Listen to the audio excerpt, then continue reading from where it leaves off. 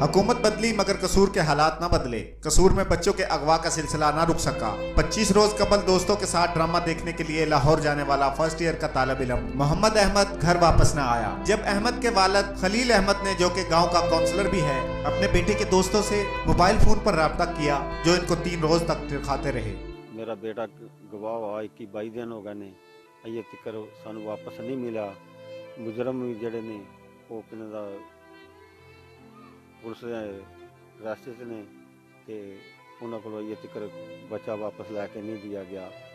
Chief justice अगे साडी appeal है भी सानू इंसाफ दवा के पूरे पाकिस्तान की अवाम नू इंसाफ दवांदा ते भी सानू इंसाफ दवा के साडा बेटा वापस लाया जाए। आखिरकार अहमद का दोस्त अकेला गांव वापस आ गया। अहमद का एक और दोस्त जो दूसरे गांव का रिहायशी था, वो भी गांव वापस आ गया। नहीं आया तो अहमद अपने घर वापस नहीं आया। इन दोनों दोस्तों के खिलाफ पुलिस ने मुकदमा दर्ज करके तफ्तीश शुरू कर दी, जो अब तक किसी नतीजे पर नहीं पहुंच सकी। मां की ममता अपने बेटे की बाजियाबी के लिए हुक्काम बाला से दुआएं दे रही है।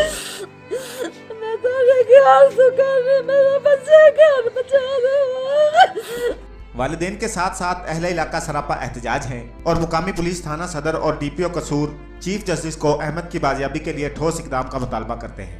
कैमरा टीम के साथ मोहम्मद इरफान मेऊ, बड़ी खबर, कसूर।